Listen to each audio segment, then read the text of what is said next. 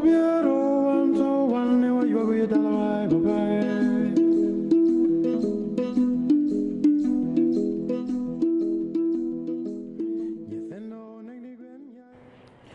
guests are seated now. We want to get into the details of the conversations, and so very much unbelievable when you begin to see the pictures and how things unfolded last Saturday.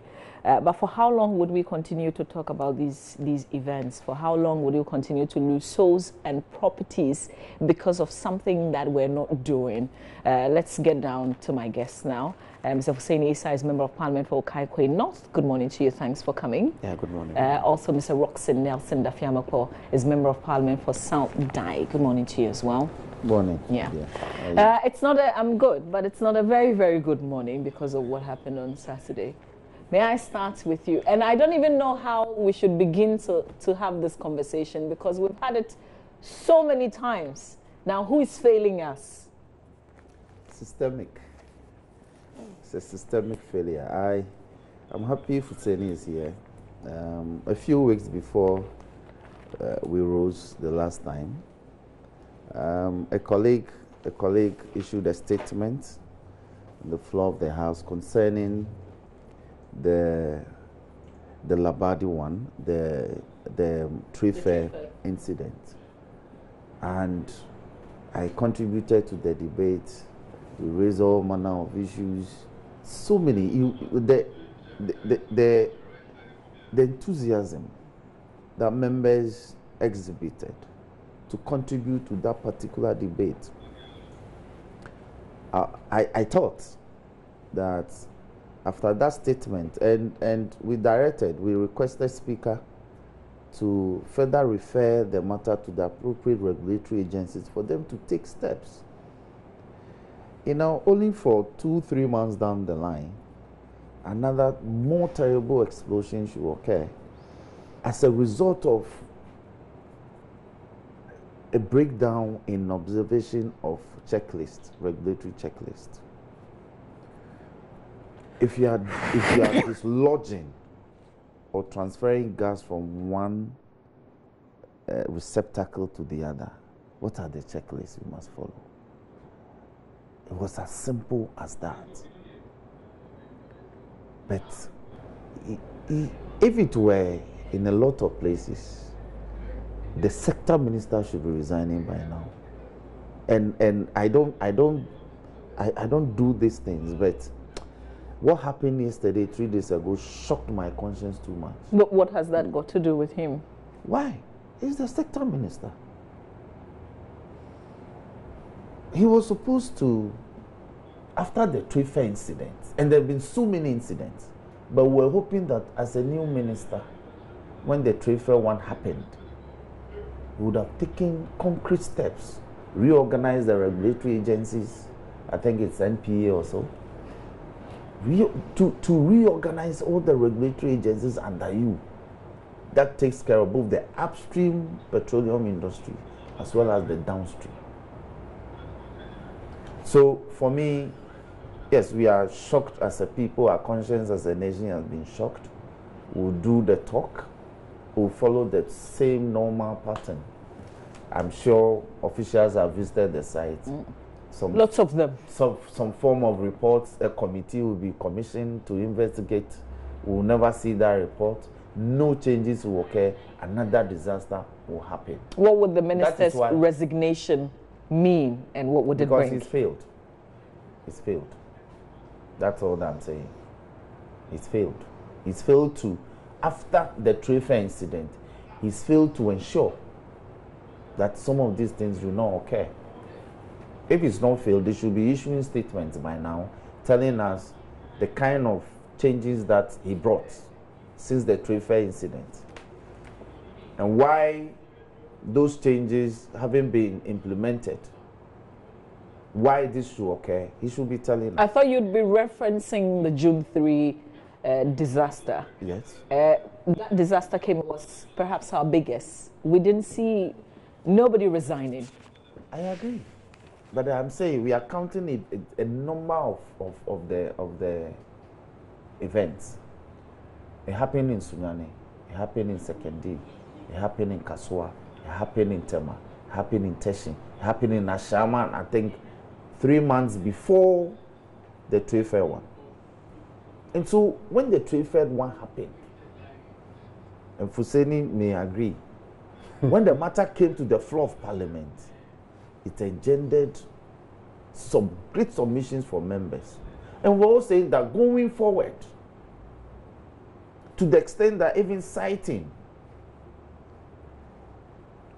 such utility facilities in neighborhoods should stop.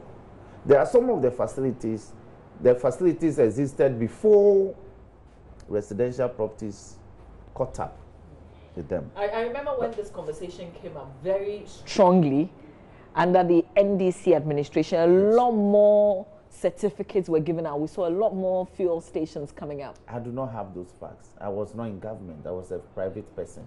But you didn't observe that over the period for the last 5 years or so we've seen a lot more fuel stations coming up. Is that what you speak of? June 2015. Between what, June 2015? Yes, if you are saying, because you referenced the June 3 disaster cycle. No, that was before, when you were calling for the resignation. I was just saying that following that disaster, we didn't see anybody resign. It's immaterial. I am calling for that now. And I think my grounds are well founded.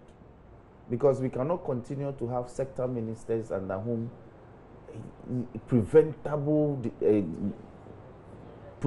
incidents should be happening. They are preventable completely. Let me get your take. Where were you on Saturday? How did you receive this news? Are you not tired talking about it? Well, my condolences to families that have lost loved ones. We also wish the injured speedy recovery. Many times on Mondays, we come sit in studios and we talk about incidents like this one, being it explosions in gas filling stations or road accidents and all that. But I think that we have to look at this holistically. I'm looking at, and I agree with my brother that it's a systematic failure. And that the minister must go because he's failed. You see, when my very good friend and brother stretches the point that way, I think that young people like ourselves who have the opportunity to serve this nation in privileged positions like we're doing today will have to be able to take politics out of national issues. But how is that stretching the point when elsewhere this happens? They would even voluntarily come forward and say that they failed. It would be very difficult for me to read politics into what happened on Saturday. But this is politics. Is that politics? If that is how you want to say it, I want us as a people to address this. I don't think I debated this holistically. No, let's just that is why I said if it were elsewhere. Let's allow him to make his point. Yes. Okay. We have seen incidents like this happen time and again. And your reference to June 3 was I think was apt. People losing their lives in incidents like this. And it's always written on the wall. I'll tell you something. When you go to a place like Cape Coast on a Friday night, on a Saturday night, and you want a joint that actually it's lively, you want to have a good time in Cape Coast, one of the most popular points is a golf filling station. Same in Koforidua. And these are regional capitals. Are we waiting for something to happen so we can sit on TV? I think there's a system in place. But if we're putting all the right measures in place, those places should be safe. Those places should be safe. But in as much as lubricants and highly inflammable products are sold in the filling station, locating a kebab seller with open fire or restaurant, it's always a very big risk. And I don't think it's the way that we should go. what happened at Atomic Junction, I'm very conversant with the area because I was in proximity and all that. And that area has had that issue for a long time. I'm hearing or I'm gathering that not too long ago, the MPA were there. They issued a report to the owner of this filling station, and they evacuated some taxi drivers and some traders from that particular enclave. Else, maybe what we are reading will probably be much worse than we're seeing now. I think that is a very unfortunate situation once again. But as a people, we are going to take opportunity of this news being around and us talking about news to do the rightful or the needful. How can sure that all of us, the people, fix this? It's just, this is in the hands of, like you said, privileged people. They are in those positions to fix the challenges. Right. As a people, I'm sure this morning we are here talking about this. And I'm sure that most media houses across the country will be talking about this issue. But we've been talking about a lot of the other incidents as well in the past, and it hasn't clearly solved the problem. I believe that one day somebody is going to wake up to their responsibility. And whoever is in charge at the MPA, whoever is in charge at the Energy Ministry, will address this particular risk that we expose our people to. Shouldn't we be punishing anybody for this? I think that we should. Anybody who is culpable, who has been negligent in this process, I think that people should be held responsible. But you see, when you stretch it to the extent that people should resign, we saw June 3. We had a mayor in Accra. We had a minister. And nothing happened. I'm still waiting. I'm sure that one of these days you'll just drive past Circle and that filling station probably will be up and going. You did mention the fact that new licenses are being issued. In fact, there's a particular stretch of road, right, from La Paz to Alaji. And it's about maybe 6-7 kilometers, and you can count 10 filling stations that have come up on that stretch of road in probably the last 4 years. I don't know who is issuing the licenses. And there are guidelines. Is that to say that licenses are not being issued even today? Licenses nobody stopped the issuing of licenses so far as they are issued to the right people to operate in the right places. I think that's okay. But those ones that have been questioned, not too long ago, a year or so ago, there was one particular filling station that created a lot of uproar, located at Mile 7. It was on a waterway. Today, the filling station is up and running. I hear because some big man somewhere owns it. So it is running. It's always you, the big man. It is not always. Trust me, we are not as... you are running the country. No, I don't want to agree with you. Things go in your favor. I don't think we talk about them, but then they still come up again. I don't want to agree with you because there is an officer in charge who is responsible to ensure that those filling stations, be they fuel stations or gas stations, are located in certain particular areas. So why would you issue a license to a filling station to be located on a waterway? Residents have protested time and again. What did we see? Please, I am hoping that we take opportunity of this unfortunate incident and do the needful. Else we can be waking up every now and again, speak about this, and then we go to sleep until the next one. In fact, the stats being given from 2014. 8 of such incidents have happened, 6 of which are in Accra. The finder has put together another one, which is from 2007, 10 years on. I think about 250 people died. That gives us an average of 25 people dying from such explosions. I think it's needless. Yeah. And I think that we should learn from other jurisdictions. Look, elsewhere, somebody dies from a motor accident or road accident, one person. You have a full-blown inquest into this issue. I'm sure we are speaking today, Ghanaians or normal as we are, we think that it's just an everyday occurrence. By tomorrow, they just will ease gradually. By Wednesday, Thursday, everybody wakes up and then we forget until the next event happens. I just hope that the NPA already is speaking training people, making sure of the locations of some of these things. And I think that some of these things, as a nation, we should move away from this. Unfortunate as it is, we should take advantage. Where do we go from here? A small point before I answer your question. I think as part of the changes we may call for should be that eateries, and by eateries I mean chow bars, restaurants, barbecue stands, popularly called kebab, should not be operated from these fuel dispensing joints. And like my brother said, some of these major stations are entertainment grounds as well. Like he mentioned, go at Pedro Junction, Cape Coast. Yeah, very famous. Yes, it's in Kofodia, it's in Ho, and Accra. You know, they are dotted all over the places. Oh, I was in Sunyani over the weekend, and some of their filling stations, they also serve as entertainment joints in the evening. Some even run 24-hour service. So, if we can make such decisions and implement them forcefully, then we'll be getting somewhere.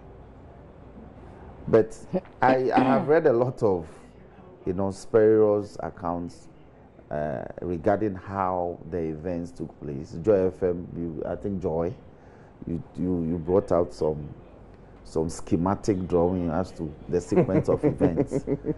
And look, we should be careful how we blame some Atia man who is a kebab seller who perhaps didn't even report that day to sell. So let's be serious. That is my point.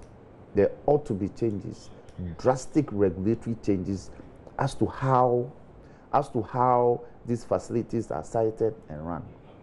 Alex Mould put out some suggestion, the former MPA was, but I found it unacceptable because these are serious businesses, private businesses that people have invested money in. You can't say that the whole country, we should have 4 major dispensing liquefied petroleum stations nationwide.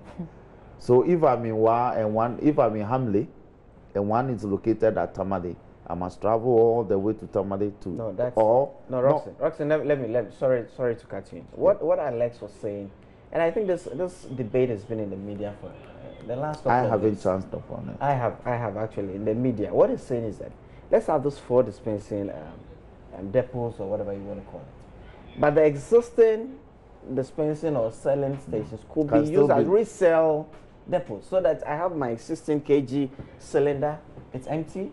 I only take the cylinder there and replace it and go without having to be exposed to my cylinder being filled. Okay, well, every time I go to buy gas, you have to wait. I have a mobile phone on me. There are cars there. I mean, anything will happen. Every time I go to the station, it just gets me thinking. There's one at Sonidom, Achimota. That is where I go to buy gas. Yeah, that's where I also go. We live at Achimota. We both live in Achimota. And often on weekends, you see smoke bellowing just behind the facility because somebody does farming, they cultivates vegetables, and there's another place located within that area where it's they when you buy goat, where they burn it, where they prepare it for you. Yes, and it's a place that is functioning. So there has to be regulatory changes, drastic regulatory changes. So Alex Mould's proposal, now that now that it's explained, but when you read, it didn't come across like that. It just says there should be 4 dispensing joints. And anybody reading means when my gas is finished, I must travel to some of these 4 located joints in the country. But it ought to be, if that is the proposal, if that is the concept, it should be looked at. I'm trying to find that and share, but let's go to Roland Walker now. He's on standby. He's at the scene of the explosion with Nanaya Akada of the Bureau of Public Safety. Roland Walker, I know you can hear me now, so take over with that conversation. We'll come back to the studio in a bit. Well, thank you, Mamavi. And again, we have to bring viewers to the sites in which we can give you some minute incidentals as to what really happened. You could find that the excessive nature of the heat of the explosion really even melted the plastic and the polythene of those who were trading around the precinct of the explosion area. And this is really the epicenter, just about, let's say, 200 meters from where or even 100 meters from where the gas pipeline or even the gas chamber really was. And that's where the whole incident ignited. And then you could find that even though people, according to eyewitnesses, had been evacuated several minutes before the incident happened, you could find that if people really were here, that is at where we have all these vendors, you could find that they would have been bent, because you can see appropriately that we have even canopy, and not even made of plastic in some instances, of normal, ordinary material, which got bent in the process. So you could have imagined if somebody was under this shed, what would have happened to the person. We're told that many of the victims, those will be counted among the over excesses of some 130 people, were really passers-by, and some of the people who really did not heed to the calls of either evacuating themselves prior to the main explosion period, or perhaps also had not heard the information from the officials of the gas station and the fuel station that had given the indication that, well, you needed to move away because we were offloading gas, but we suspect that it got leaked in the process. And so we'll be speaking to an official of the Public Safety Bureau and would want to know what really their presence here is for. What are they here to do? Do they want to pick some pieces up, some evidence, and make sure that perhaps they also make their conclusive remark? And Anaya Akwada is here. He is the Executive Director for the Public Safety Bureau. Good morning to you, Nana. Good morning. And I see that you have taken a keen interest in this incident especially, just like you have in other times past. And today specifically, you're here to do what? Well, I'm here to, as it were, observe. Since Saturday evening, our men have been here to, gather information, independent information. And this morning, I'm just coming around to also ascertain a few things for myself based on what I received yesterday from our guys who came around here. It will be insightful to note, even though this is an ongoing investigative process and also evidence gathering by all of you, not only the state investigative bodies, the Ghana police, and even you civil society organizations. What really have you picked up you think you can share to the public? Well, it's early days yet. We will not want to put up anything that we have picked up in the public domain now. We want to wait till the government's investigation is out, and then if we have any add-ons, we have any opinions, we can share that opinion on authority. It's absolutely prudent that we keep whatever we have found to our chest. If the government committee finds it necessary to speak to us in the course of their investigation, why not? We'll be much happy to speak to them. But for now, we wouldn't want to influence their investigation in any way. We want to keep whatever we have found to our chest. Over the period and over the last 2 years, your organizers have been very instrumental in commenting on many of these issues. We had the fire and flood disaster, the Kwame Nkrumah Circle, etc. We've had the incident also at the trade fair area, Labadi, etc. Why do you think consistently as a country we don't seem to be learning from incidents past? Well, we learn from incidents past based on accessing the investigation reports and their recommendations. You bear with me that in this country we have a certain culture of keeping accident reports highly confidential. For whatever reason, I think the people in authority will have to tell us. But when you have accidents of this nature, just look at the devastation of this nature, and you refuse to publish accident investigation reports as is done elsewhere. How do the people learn? How do occupiers learn? How do regulators learn in order to improve upon their activities?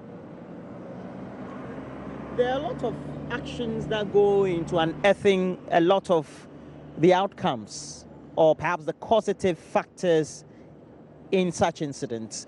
In times past, what have you learned from the few incidents we've recorded that you think that perhaps could be key pillars in having the institutions enforce the regulations, and as a public also very cautious when we're around some of these sites?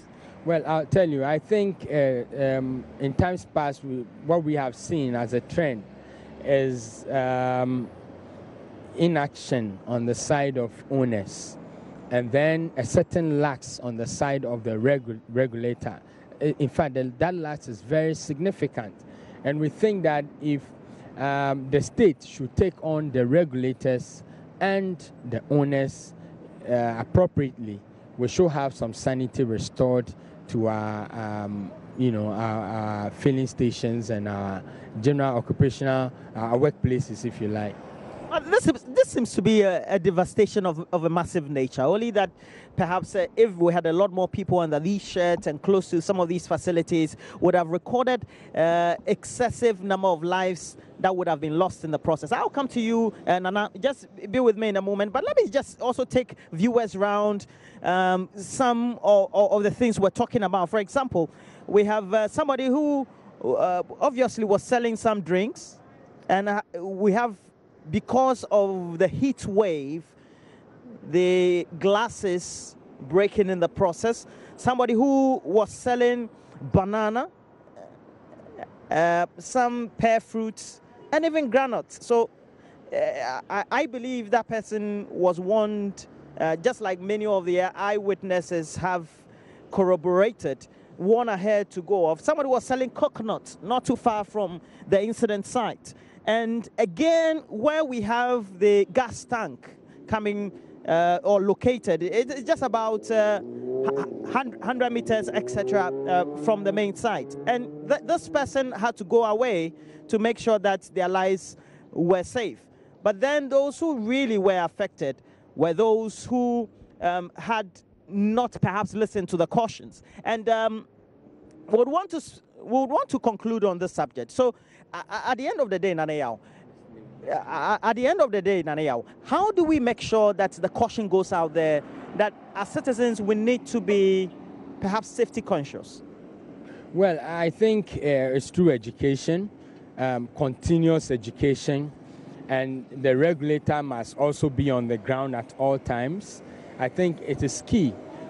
Even when people are educated and they cannot comprehend that just setting up a fire 100 or 150 meters away from a source of such an inflammable gas can result in, accident. We need a regulator to constantly be on the ground to educate and put corrective measures in place. Until that is done, I'm sorry, but like we indicated over the weekend, we'll be like a nation chasing after its own tail.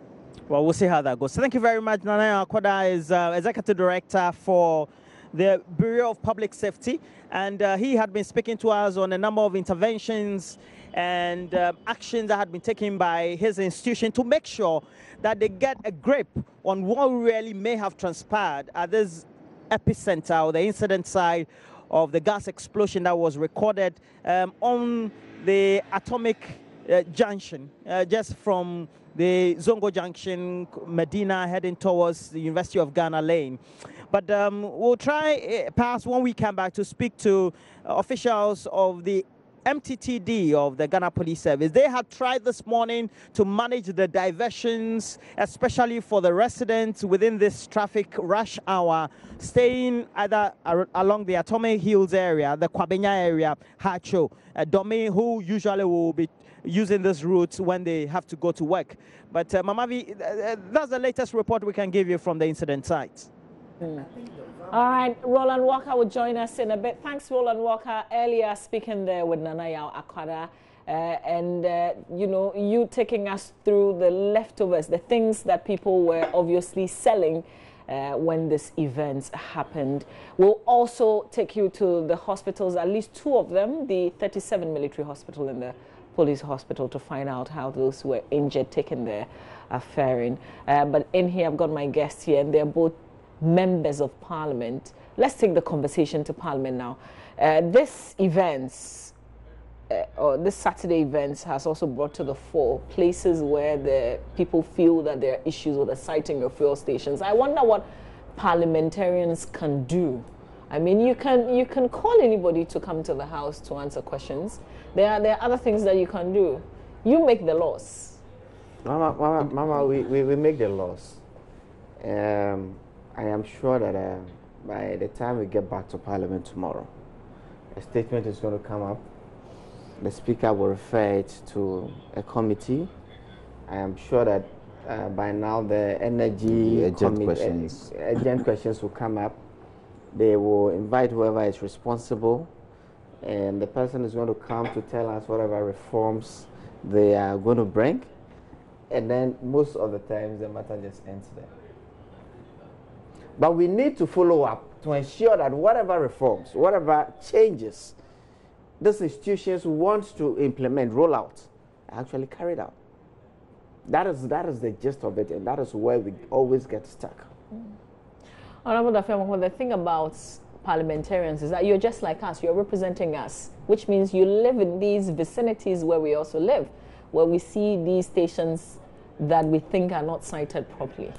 Indeed, we go there. We patronize them. To add to what Hussein said, the member for Ashaman, Ernest Nobi, he released a statement on the floor regarding disasters, the way we react and all, and the fact that NADMO is ill-equipped. When the disaster in his constituency happened, also another LPG explosion. And so after the debate and the contributions to the statement on the floor, the speaker, now what this speaker does is very good. From his lofty heights, where he sees that the passion with which members contributed or contributed to or participated in the debate, he normally will refer the matter to the appropriate committee for further investigations, or for them to report back to plenary, or he will refer the matter to the appropriate agency or to the appropriate minister, sector minister. For them, I can give you 2 or 3 examples. When the Sun winning issue happened in Nsawam, a non-honorable Anodompre, issued a statement with passion. A committee and other members also apparently were suffering similar problems in their various constituencies. Some were coastal, the mining at the beaches and all, sand winning at the beaches. So it was referred to the appropriate committee, and a subcommittee, an annual committee was formed.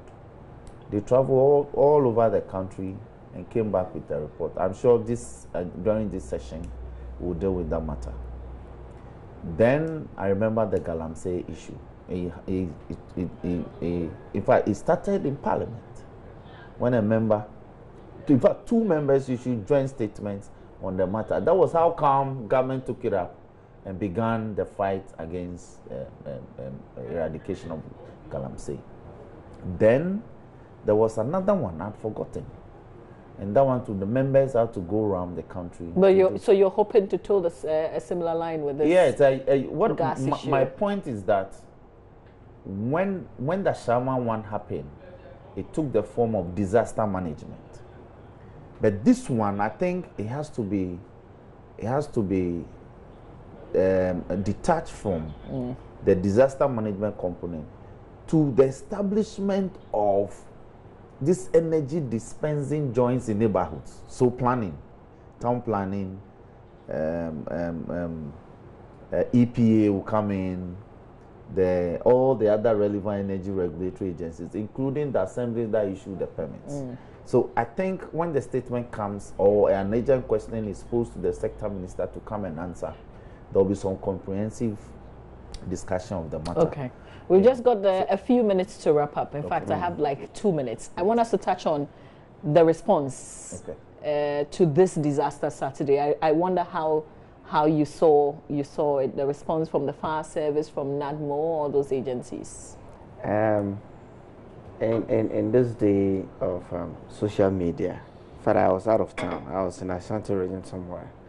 I think that within minutes of the fire, I got information that this was what was happening in Accra because I was on the phone. I am not too sure how information gets to those agencies, but I'm gathering that it took about 90 minutes or 1.5 hours for the fire service to get there. I don't know how long it took for the ambulance services to get there. But you see, as a nation, we'd always known that the response of those emergency services have not been up to the required standard. I'm hoping that we are able to equip those institutions. I think that there's a fire station not too far away from Atomic Junction on the Madina Road, and then I expect that within minutes. 5 maximum 10 minutes they should have been there to be able to actually take people through the protocols, because many of us are not even trained to offer first aid, and most of the time when some of those things happen and people come to your aid, what they do probably makes you worse off. Because they're going to tell you, they want to put all sort of stuff on you, and it's just not the right thing to be done. This incident also saw people running away from their homes, leaving their homes, leaving everything and just... You see, I'm learning that in other jurisdictions, the first line of emergency people to be at such places are probably locals that have been trained in a way, so they are able to react much quickly than the fire tender coming from a distance or the ambulance service coming from a distance. So I think that as a people, we should even also be interested in safety issues around us. So we become the first line. And we're in the studio, touch wood. If somebody should have a heart attack now, or something should happen to someone now, I'm wondering the number of people within this building who are actually trained to be the first line of offering those emergency services. These are some of the issues that I think that we should be able to look at and address. Okay. If we have the first line close to us, we will stand a better chance of surviving than waiting for those services to come. But the fire service and the ambulance service, 1.5 hours is unacceptable. Very, very much unacceptable. In a place like Atomic Junction, I think it's unacceptable. A small point. There was a disaster 2 weeks ago in my constituency in Germany. What I realized is that we become too careless. These people were dispensing premixed fuel from their room and it exploded. I hear the third person has died at the Battle Hospital. I was told yesterday when I left Peki. But the fire service in Peki reacted within 15 minutes, a distance of about 35 kilometers. And I think it's good, but they are not well resourced. Even where to house them to be able to function effectively, it's a problem. And so the assembly is now considering building a station for them, even though the facility is there. So sometimes it is the circumstances that determine how quickly or rapidly they respond to. When they have the opportunity, so they can live up to expectation. And but for their arrival, Germany is a cluster. It's not properly planned, and that's my home base. About 10 or 15 houses would have been involved in the inferno, but the timely arrival of the tender, dosed the fire and brought the situation. Oh yeah, it will be.